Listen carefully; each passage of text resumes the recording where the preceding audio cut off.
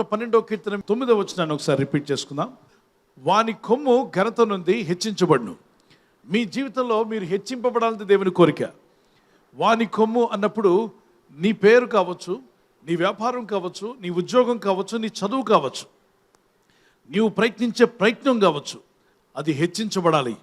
దేవుడు కోరుతున్నాడు, వాని కొమ్ము ఘనత నుండి హెచ్చించబడును. నువ్వు ఘనత నొందుతావు, నువ్వు హెచ్చించబడతావని ప్రభు సెలవిస్తున్నాడు. ఎట్టివారి జీవితం హెచ్చించబడుతుంది? దేవుని ఆజ్ఞలను బట్టి ఆనందిస్తున్నావా? నువ్వు హెచ్చించబడాలి, నీ కొమ్ము హెచ్చించబడాలి, నువ్వు పైకి రావాలి, ఆస్వాదించబడాలి అంటే ఖచ్చితంగా నీవు నీ జీవితంలో దేవుని బట్టి ఆనందించే వ్యక్తిగా ఉండాలి. దేవుని వాక్యమును బట్టి ఆనందించే వ్యక్తిగా ఉండాలి. 1వ కీర్తన 1-2 వచనాల్లో, దుష్టుని ఆలోచన చొప్పున నడవక, పాపుల మార్గములో నిలవక, అపహాసకులు కూర్చుండే చోట కూర్చుండక, యెహోవా ధర్మశాస్త్రమందు దివారాత్రము ఆనందించు ధ్యానించువాడు ధన్యుడు. దివారాత్రం ధ్యానించాలంటే ఆనందించుచు ధ్యానించాలి. అటివాడు నీటి కాలంలో ఎవరు నాటబడినదే ఆకువాడక తన కాలమందు ఫలించే చెట్టు వలె ఉంటాడు. నువ్వు విఫలుడు అవ్వడం దేవుని చిత్తం కాదు, నువ్వు ఫలించాలి. యోహాను సువార్త 15:8 వచనంలో, మీరు బహుగా ఫలించడం వలన తండ్రిని దేవుడు మహింపరచబడతాడట. కాబట్టి మీరు ఆయన శిష్యులుగా పిలువబడాలంటే మీరు బహుగా ఫలించాలని ప్రభు కోరుతున్నాడు. జెనిసిస్ చాప్టర్ 1:28, ఆదికాండం 1:28లో ప్రభు ఆదామును అవ్వను కలుగు చేసిన తర్వాత వారిని ఆశీర్వదించను. మీరు ఫలించి అభివృద్ధి పొంది విస్తరించండి అన్నాడు. అంటే దేవుని కోరిక మానవుని పట్ల నువ్వు ఫలించాలి.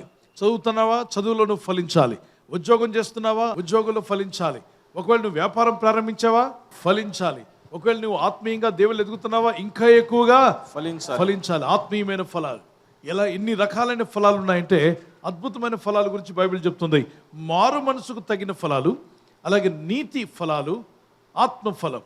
ఆత్మఫలం వేరు, నీతి ఫలం వేరు, మారు మనసుకు తగిన ఫలాలు వేరు. ఒక వ్యక్తి మారు మనసు పొందాడు, మనసు మారింది, నేను ప్రభుని వెంబడిస్తున్నాను అంటే అతను చుట్టూ ఉన్నవారు అతనిలో ఫలాలు చూస్తారు. ఏమని? అవునండి నిజమే, ఇతను ప్రభు ఎద్దుకు వెళ్తున్నాడు, వాక్యం వింటున్నాడు, ఆదివారం చర్చికి వెళ్తున్నాడు, ఇతని లైఫ్ చేంజ్ అయ్యింది అని అతనితో థిక్కెస్ట్ ఫ్రెండ్స్ ఎవరైతే ఉండేవారు ఇంతకుముందు వారు చెప్తారు. ఎలాగా? ఒకప్పుడు తాగేవాడు మాతో, ఇప్పుడు తాగడం మానివేశాడు. ఒకప్పుడు మాతో తిరిగేవాడు, ఇప్పుడు తిరగడం మానివేశాడు. ఒకప్పుడు మాతో ఏదో ఒక పేకాటో లోకంలోకి వెళ్ళడమో ఏదో కార్యక్రమాలకి మమ్మల్ని ప్రోత్సహించేవాడు, ఇప్పుడు అసలు తాను రమ్మన్నా రావట్లా, ఆ మార్గాలకు గుడ్ బై చెప్పేశాడు. మాకు అర్థమైంది, అతను మారిపోయాడు, అతని లైఫ్ చేంజ్ అయింది, మేమే సాక్షులము అని చెప్పారంటే అతనికి మారు మనసుకు తగిన ఫలాలు అతనికి వచ్చేసాయి.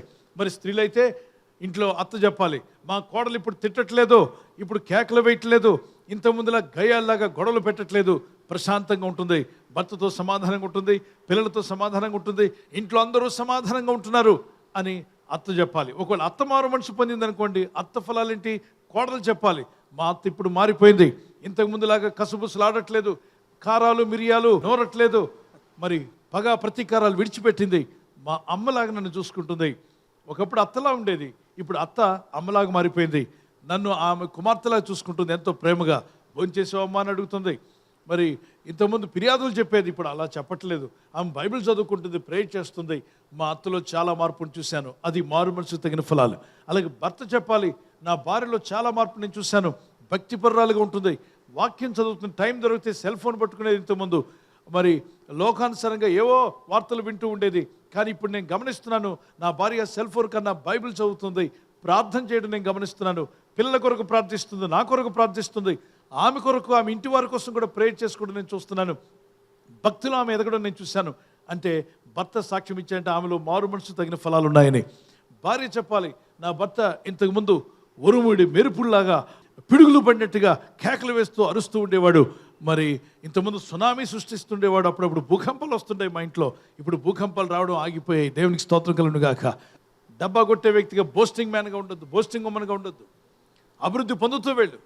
నీ అభివృద్ధిని వారే చూస్తారు, ఏదో ఒక రోజు నువ్వు చెప్పనక్కర్లా, వాళ్ళు గమనిస్తారు. నీ టాలెంట్, నీ తలంతులు, నీ యొక్క వివేకము చుట్టూ ఉన్న వారు గమనిస్తూ ఉంటారు. ఒక రోజున వారే చెప్తారు, నువ్వు అభివృద్ధి పొందుకున్నావు బ్రదర్, మొన్నట్లాగా లేవు, నీలో అభివృద్ధి కలిగింది, నువ్వు వర్ధిల్లుతున్నావు, you are prospered, you are being successful. దేవుని బిడ్డలారా, మీ హృదయవాంఛ తీరాలంటే 37వ కీర్తన 4-5 వచనాలు, యెహోవాను బట్టి సంతోషించుము, ఆయన నీ హృదయ వాంఛలను తీర్చును. ఎవరిని బట్టి సంతోషిస్తే హృదయ వాంఛలు తీరుతాయి? దేవుని బట్టి సంతోషించాలి. మనుషులను బట్టి కాదు, వస్తువులను బట్టి కాదు, ఉద్యోగాన్ని బట్టి కాదు, ధనాన్ని బట్టి కాదు, నీకున్నటువంటి దేనిని బట్టి కాదు, కానీ నీ సృష్టికర్తైన దేవుణ్ణి బట్టి నువ్వు ఆనందిస్తే ఆయన వచ్చి నీ హృదయ వాంఛలు తీర్చడం ప్రారంభిస్తాడు. ఆమేన్, ఆమేన్, హల్లెలూయా. ఎక్కడో ఏదో ఉందనుకోకండి. దేవుని యొద్ద సమస్తం ఆశీర్వాదాలు ఉన్నాయి. ఆయనతో నడవండి, ఆయన వాక్యంతో ప్రార్థించండి, వాక్యం ధ్యానించి పడుకోండి. బైబిల్ చెప్తుంది, నువ్వు పడుకున్నప్పుడు వాక్యం ధ్యానించు, లేచినప్పుడు వాక్యం ధ్యానించు, కూర్చున్నప్పుడు వాక్యం ధ్యానించు. అప్పుడు నువ్వు చేసే ప్రతి ప్రయత్నం నేను ఫలింపజేస్తాడు. ద్వితీయోపదేశకాండము 11వ అధ్యాయం 18, 19 వచనాలు నాకు చాలా ఇష్టమైన వచనాలు. ఇవి చదవండి. మీరు ఫలించడానికి అద్భుతమైన వచనాలు ఇవి చదవండి. దేవుని కృప నీకు తోడై ఉండును గాక. ఆమేన్. ఎస్, ప్రభు నాతో మాట్లాడాడు అన్నవారు ప్రార్థన చేసుకుని 2 చేతులు ప్రభు వైపితే.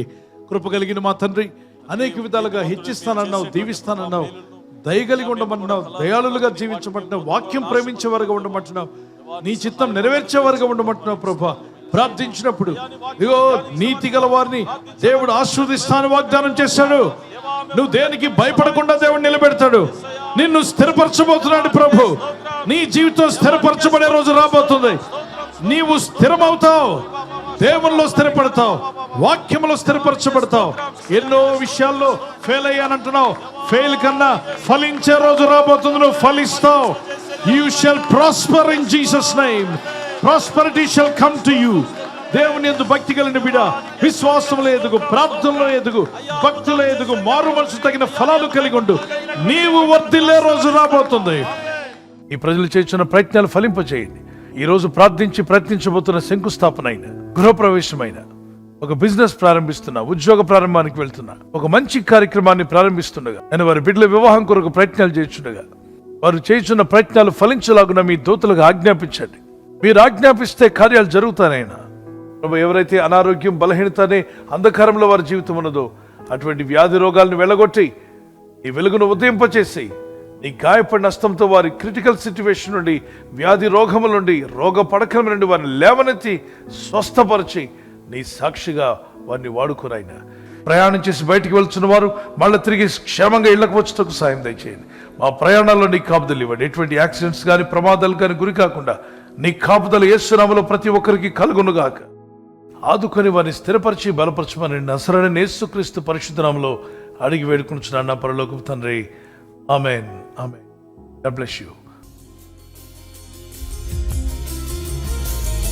నీవే ద్రాక్షావల్లివి, నీయందు నిలచువాడు ఎన్నటికి ఎండిపోడంటివి.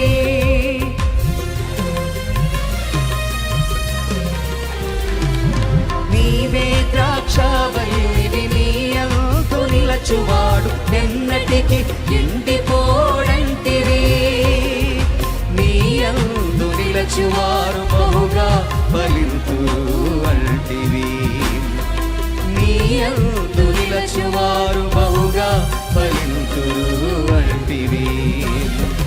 ఫలింపచేయుటకు శక్తి గలవాడవు, నా స్థితిని మార్చగల నిజమైన దేవుడవు. ఫలింపచేయుటకు శక్తి గలవాడవు, నా స్థితిని మార్చగల నిజమైన దేవుడవు. నీయందు నిలిచే కృపనీయుము యేసు,